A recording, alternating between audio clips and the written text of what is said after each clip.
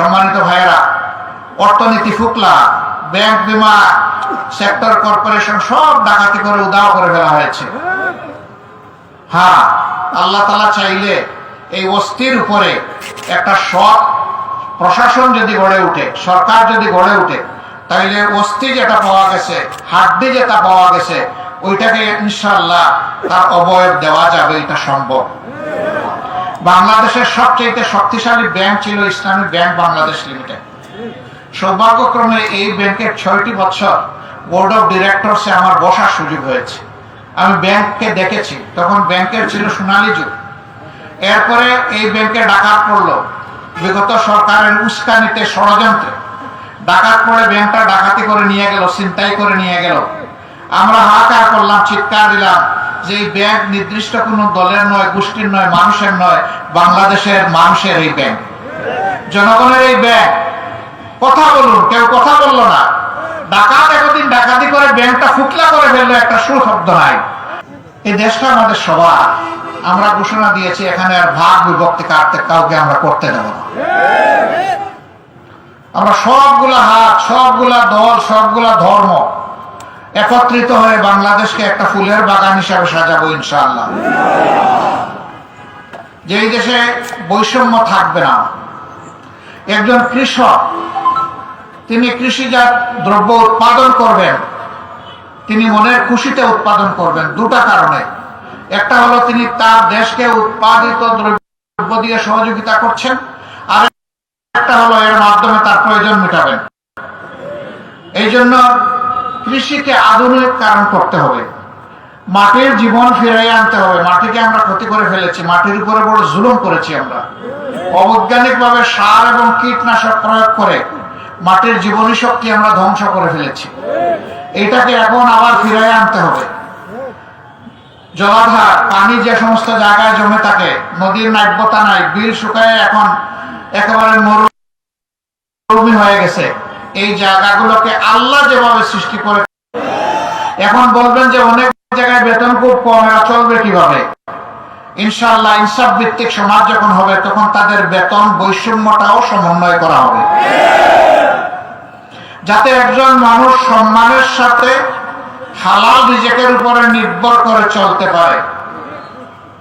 আমরা এমন একটি বাংলাদেশ দেখতে চাই, যেই বাংলাদেশে মায়ের পেট থেকে জন্ম নেওয়া একটা শিশু, সে গরিবের সন্তান না ধনীর সন্তান, এটি বড় কথা নয়, তার জন্মের সাথে সাথে তাকে 3টা জিনিস বাধ্যতামূলকভাবে দিতে হবে। একটা হচ্ছে তার অসুখ হলে সুচিকিৎসা, দ্বিতীয়টি হচ্ছে বেড়ে ওঠার সাথে সাথে শিক্ষা, আর তৃতীয়টি হচ্ছে তার মানসিক বিকাশের জন্য উপযুক্ত পরিবেশ। এই 3টা তাকে নিশ্চিত করতেই হবে। যার মা বাপের সামর্থ্য আছে তার মা বাপ অর্থের যোগান দিবে, যার সামর্থ্য নাই রাষ্ট্র বাধ্য তার অর্থের যোগান দিতে। তাহলে অনেক লক্ষ মেধা যেটা ঝরে যায় সেটা আর ঝরবে না।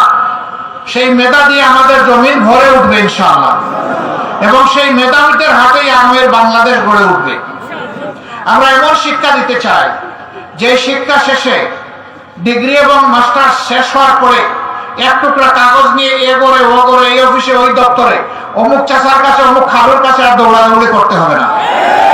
এই শিক্ষার সাথে মানবিক নৈতিক শিক্ষা থাকবে, এবং বৈষয়িক শিক্ষা এমন দেওয়া হবে যে তার শিক্ষা পাঠ চুকিয়ে শেষ করার সাথে সাথে তার হাতে সার্টিফিকেট যেমন আসবে, সার্টিফিকেটের সঙ্গে হয়ে তার কাজটাও তার হাতে চলে আসবে।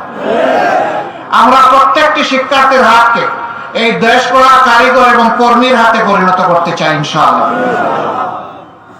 সম্মানিত ভাইরা, এমন একটি দেশ চাই যেই দেশে নারী পুরুষ নির্বিশেষে ঘরের ভিতরেও নিরাপদ থাকবে, রাস্তায় গেলেও নিরাপদ থাকবে, কর্মস্থলেও নিরাপদ থাকবে, এবং প্রত্যেকটি মানুষের সম্মান এবং ইজ্জতের গ্যারান্টি থাকবে।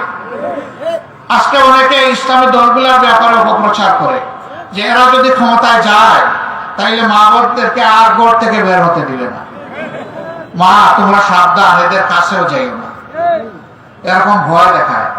এরা কারা জানে? ওই দুশ্চরিত্রবান যারা আমাদের মায়েদের নিয়ে তামসা করে, তারা এই কথাগুলা বেশি বলে। আমরা মায়ের জাতিকে আপন মায়ের মতো দেখতে চাই। দুনিয়ায় 2জন মানুষ ছাড়া সমস্ত মানুষ এসেছে মায়ের পেট দিয়ে, হযরত আদম আলাইহিস সালাম এবং হযরত হাওয়া আলাইহিস সালাম, বাকি আমরা সবাই দুনিয়ায় এসেছি মায়ের পেট দিয়ে, সেই মাদেরকে আমরা শ্রদ্ধা আসনে রাখতে চাই। যাদের মেধা আছে এবং প্রয়োজন আছে, তারা যদি সমাজের অবদানে ভূমিকা রাখতে চান, তারা এখন যে সমস্ত জায়গায় ভূমিকা রাখেন সেই সমস্ত জায়গায় রাখবেন। বাড়তি দুটি জিনিস তাদের জন্য নিশ্চিত করা হবে। একটি হচ্ছে মায়ের মর্যাদা, দ্বিতীয়টি হচ্ছে তাদের নিরাপত্তা। ইনশাআল্লাহ সেদিন মা বোনেরা এই দেশে বসবাস করে তারা পরিচয় দিয়ে আল্লাহর স্বস্তি প্রকাশ করবে, আল্লাহর শুকরিয়া আদায় করবে যে আল্লাহ এমন একটি সমাজ আমরা তো পেতে আগেই চেয়েছিলাম। বলা হয়েছে তাদের সবাইকে আমরা জোর করে বোরকা পরাই দেব। একজন হিন্দু বোন অথবা আমার মা, একজন বৌদ্ধ বোন কিংবা মা, একজন খ্রিস্টান বোন কিংবা মা, আমরা কোন বলে তাদের গায়ে বোরকা পরাবো? এই অধিকার কি, এই দায়িত্ব কি ইসলাম আমাদেরকে দিয়েছে?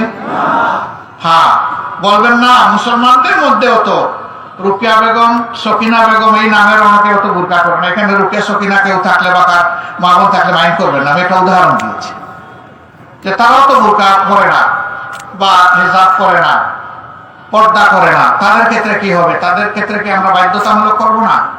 দেখেন, মানুষের মনের উপর জোর চলে না, জোর চলে তার দেহের উপর। যদি মানসিক পরিবর্তন আসে, সেই পর্দাটা হবে তার জন্য দুনিয়া আখিরাতে কল্যাণের কারণ। আর যদি বুঝ আসার আগে জোর করে আপনি তাকে পড়ায় দেন, তাহলে সেটা তার জন্য হবে যন্ত্রণার কারণ। আমরা ইনশাআল্লাহ এমন পরিবেশ, এমন শিক্ষা এই দেশে নিশ্চিত করব যে মুসলমান মা বোনেরা গর্বের সাথে, আনন্দের সাথে তারা শালীন পোশাক পরে আল্লাহর শুকরিয়া আদায় করবে ইনশাআল্লাহ। সেদিন জোর করার প্রয়োজন হবে না ইনশাআল্লাহ। সম্মানিত ভাইয়েরা, অর্থনীতি ফুকলা, ব্যাংক, বিমা, সেক্টর, কর্পোরেশন সব ডাকাতি করে উধাও করে ফেলা হয়েছে। হ্যাঁ, আল্লাহ তাআলা চাইলে এই অস্থির উপরে একটা সৎ প্রশাসন যদি গড়ে উঠে, সরকার যদি গড়ে উঠে, তাইলে অস্থি যেটা পাওয়া গেছে, হাড্ডি যেটা পাওয়া গেছে, ওইটাকে ইনশাআল্লাহ তার অবয়ব দেওয়া যাবে, এটা সম্ভব। বাংলাদেশের সবচেয়ে শক্তিশালী ব্যাংক ছিল ইসলামী ব্যাংক বাংলাদেশ লিমিটেড।